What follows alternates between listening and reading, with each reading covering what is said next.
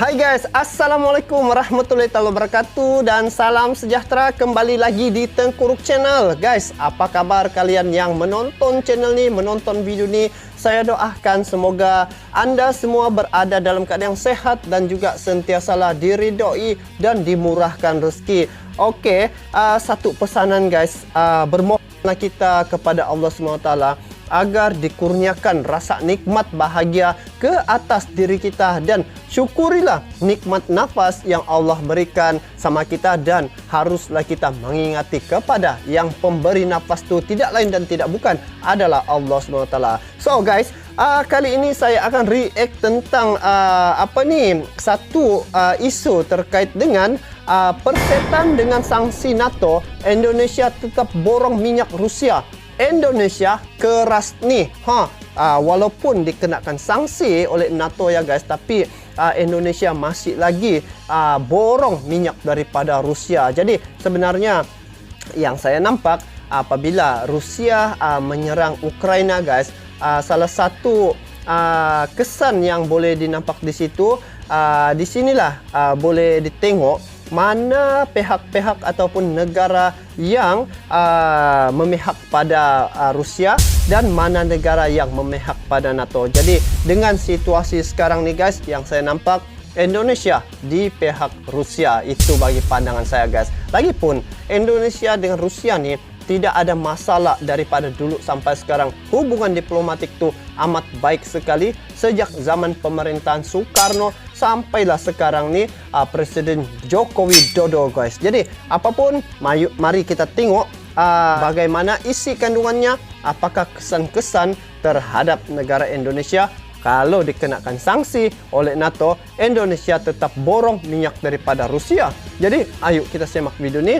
Sebelum saya lanjut, ini video saya tengok di channel Amanda Channel. So, kepada kalian yang menonton video ini, sama-sama juga kita sokong ini channel Amanda Channel dengan memberi like, komen, dan juga bagi yang belum subscribe, silalah subscribe channelnya. Jadi, mari kita tengok isu selanjutnya guys. Jom. Halo Bren, kembali lagi di Amanda Channel. Amanda Channel. Apa ini isu? persetan dengan sanksi-sanksi NATO atau sanksi OTAN. Jadi Indonesia tetap tertarik beli minyak dari Rusia. Jadi seperti itu Bren, meskipun ada sanksi nggak masalah. Yang penting dapat barang murah gitulah Bren. Jadi negara kita mulai beranilah di kancah internasional. Usut punya usut, Pertamina membuka wacana membeli minyak mentah dari Rusia, dari Vladimir Putin untuk memenuhi kebutuhan dalam negeri. Oleh karena itu, Dirut Utama Pertamina Nike Widiawati menyampaikan pihaknya sedang menjalin komunikasi dengan Kementerian Luar Negeri dan Bank Indonesia. Apakah di tempat kalian BBM sudah naik? Ya ini dampak perang naik lah Bren. Jangan kalian suka-sukanya perang, semuanya naik. Nah, usut punya usut, Kementerian Luar Negeri menyebut rencana Pertamina tetap membeli minyak Rusia tak terganjal sanksi Barat. Nah, Kementerian Luar Negeri Republik Indonesia menanggapi rencana PT Pertamina Persero untuk membeli minyak mentah dari Rusia dalam memenuhi kebutuhan pasokan di tengah sanksi yang diberlakukan oleh negara-negara Barat, negaranya Amerika. Menurut juru bicara Kementerian Luar Negeri Indonesia, Bapak Teguh Faizazah, Indonesia tidak begitu saja menerima sanksi yang sifatnya unilateral. Kasianlah sama Rusia, nanti nggak dapat duit, mending beli aja dari Rusia. Bantu-bantu Vladimir Putin lah, Bren. Faizazah saat jumpa pers virtual pada Kamis tanggal 31 kemarin menyebutkan sanksi yang kita ikuti adalah sanksi yang berdasarkan penetapan PBB.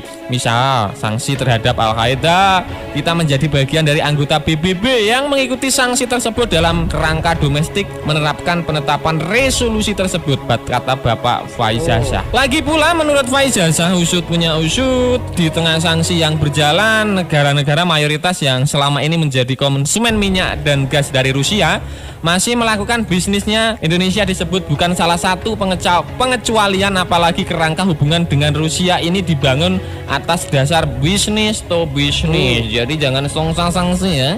Amerika ini lo nyangsi nggak jelas.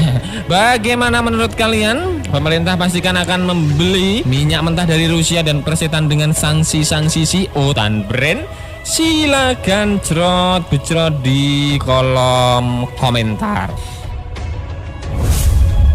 Nah, nantinya minyak mentah dari Ruski ini atau Rusia ini akan diolah di kilang Balungan. Adapun pembelian minyak mentah tersebut baru akan dilakukan usai perbaikan atau revamping kilang Balungan yang diprediksi rampung pada bulan Mei. Pertamina melihat adanya potensi Rusia yang akan menjual minyak mentah dengan harga murah akibat sanksi perdagangan dari negara barat. Ada peluang untuk membeli dari Rusia dengan harga yang lebih baik, kata Nikkei saat rapat dengar pendapat bersama Komisi 6 DPR RI. Jadi ini mumpung lagi Bapak Rusikian ini disangsi oleh OTAN brand, Rusia jual murah, ada kesempatan dibeli aja seperti itu. Tem-tem sekarang nih. Nikkei menyebut pembelian minyak mentah dari Rusia akan dilakukan secara bisnis to bisnis, B2B, dari government to government, G2G. Hal ini diharapkan agar tidak menimbulkan persoalan politis.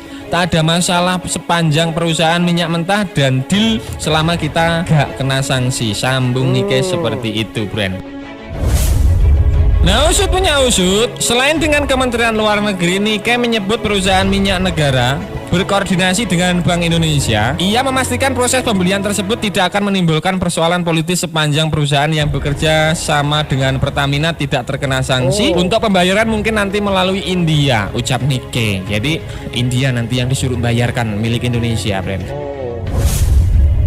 Minyak mentah dari Rusia tersebut akan diolah di kilang Balongan, brand. Harga minyak dunia melambung beberapa waktu ke belakang akibat perang Rusia dan Ukraina. Jadi buat kalian netizen plus 62 yang suka bejrot, iya, ini imbas perang Rusia dan Ukraina, harga minyak meroket sehingga BBM Indonesia pun juga ikut meroket, brand. Rally harga komoditas terjadi seiring gangguan ekspor yang dihadapi Rusia setelah sejumlah sanksi barat dijatuhkan secara beruntun. Awal Maret lalu kenaikan harga minyak menembus 7%, Beren. Bisa kalian bayangkan kalau 100.000 ke 107.000. Betul. Harga minyak mentah berjangka Brent untuk pengiriman Mei bahkan meroket sampai 7,65 US dollar atau 6,9% menjadi 118 US dollar per barel. Adapun harga minyak mentah berjangka West Texas, Amerika Serikat untuk pengiriman April naik menjadi 8,1 US dollar atau naik setara 7,4% menjadi 115 US dollar per barel. Kenaikan harga minyak Brent tersebut adalah yang tertinggi. Bisa kalian bayangkan, ini adalah hal yang tertinggi sejak Februari 2013 dan untuk WTI sejak September tahun 2008 silam, Brent. Jadi ini adalah kenaikan tertinggi sepanjang beberapa puluh tahun terakhir. So guys, sudah kita dengar sedikit info terkait dengan persetan dengan sanksi NATO. Indonesia tetap borong minyak Rusia. Jadi ini peluang sebenarnya ya, dalam konflik yang berlaku nih. Negara-negara yang lain tengah mengenakan sanksi terhadap Rusia, tetapi Indonesia masih meneruskan ya urusan pembelian minyak ya. Lagi-lagi sekarang nih harga minyak amat tinggi sekali guys. Jadi bayangkan kalau tadi dicakap tuh dia sampai naik 10%. Jadi kalau Indonesia berurusan dengan Rusia dengan harga yang murah lagi bagus begitu. Jadi kalau tengok dia sanksi-sanksi yang dikenakan terhadap Rusia nih sebenarnya banyak juga kesan kepada ekonomi negara, tetapi tindakan Indonesia untuk terus berurusan dengan Rusia itu adalah satu tindakan yang tepat. Lagipun Indonesia dengan Rusia tidak ada masalah dari segi hubungan diplomatik, dan hubungan ini juga lah yang akan membentuk ataupun menjadikan negara Indonesia itu dapat manfaat daripada kesan-kesan peperangan yang berlaku antara Rusia dengan Ukraina nih. Jadi kalau negara-negara lain mungkin orang tidak dapatlah ya untuk berurusan sebab telah dikenakan sanksi, tetapi Indonesia walaupun dengan sanksi daripada NATO tetap juga dia berurusan dengan Rusia nih. Jadi ini menunjukkan keberanian negara Indonesia dalam dunia ini amat nyata dan jelas sekali.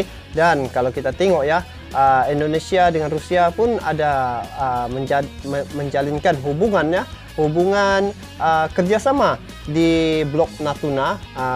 Mereka ada buat satu penggalian minyak juga ya, kerjasama Indonesia dengan Rusia. Jadi kalau Indonesia memutuskan rangkaian hubungan perniagaan dengan Rusia, maka amat rugilah kesannya. Jadi apapun, semoga kesan daripada sanksi-sanksi ini dapat meningkatkan lagi ekonomi negara Indonesia. Dan walaupun kita nampak ya, Rusia sekarang ni banyak negara tengah boykot dan sampai tidak disuruh untuk hadir ke Indonesia untuk G20 pada bulan Oktober nanti, tetapi Indonesia tetap juga menjemput Presiden Putin untuk G20 kerana sudah menjadi kewajipan sebagai ketua kepada G20 tu, yaitu Bapak Jokowi.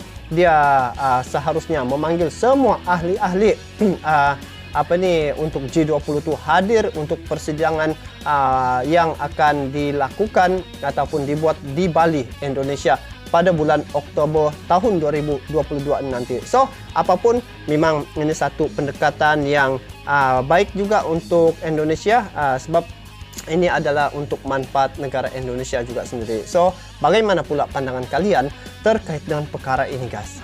Kalian bolehlah komen di bawah. Itu saja untuk kali ini. Kita bertemu lagi di video akan datang. Sampai jumpa lagi. Assalamualaikum warahmatullahi wabarakatuh.